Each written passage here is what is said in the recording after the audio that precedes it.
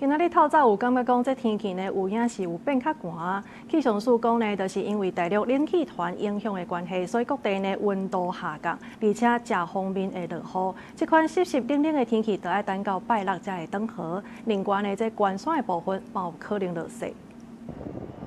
拜四是兴核纪念日，嘛是耶诞节，有真侪民众拢放假。气象署表示，若有要出门，就要穿雨小，因为拜四、拜五受到大陆冷气团影响，各地的温度拢会明显下降，要到拜六才会小可回升。红色这个线条，北台湾一整天温度都是比较偏低的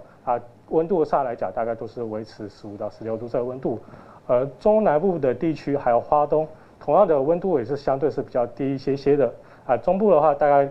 高温差不多是在18到20度，而南部的高温则是在21、22度上下。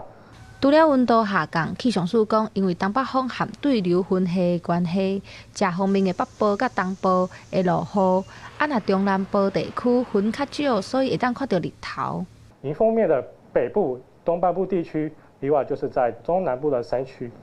都有一些零星或是局部的降雨的部分